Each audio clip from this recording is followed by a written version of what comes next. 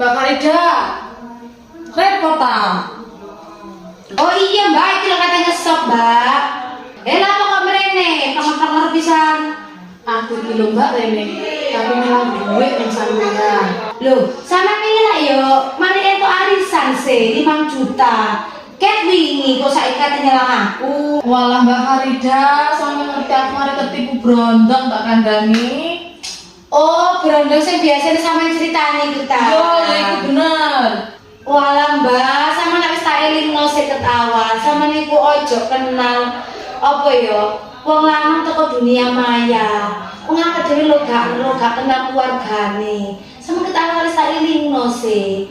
Anjene sampean ku tambeng kok mbak. Lah ya apa Mbak, aku lho Mbak wis terlena Mbak karo wajah lengguan, peng koyo ngono ku sapa sing gak doyan Mbak. Iso ae wajane ku mau filter, mosok ero sampean asline. Lah ya enggak sih Mbak, aku wis tau ketemu Mbak wong lengguan, teng Mbak aku ya gak iso berkata-kata. Adikan yo jarene nilai dhuwit iku digawe duwe loro, ya gak tega ta atiku.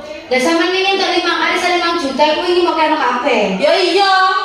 Sopo sing gak kepengin meneh kabar wong lanang ganteng kaya ngono iku. Persis mau kena kabeh. Las mangane aku rene kate ngilang dhuwit ki mangan gak ono aku, Mbak. Iya. Terus saiki sampean kok iso sampean ngarani ku sampean ketipu ku kok iso? Lah ya apa aku gak ngerti lek ketipu. Nomor yo tak telepon gak aktif, Mbak, aku diblokir. Ya iku rasakno wis dielingno ket awal pancet ae. Ya apa, Mbak, asal ono dhuwit sik kene 500 ae. Oh alah yo. Saking aku yo kanca apik yo. Liyane awakmu gak tak kei. Maneh-maneh lek kate kenalan iku didelok dhisik apa tak kenalno ta? Iya, Ono kancaku apik.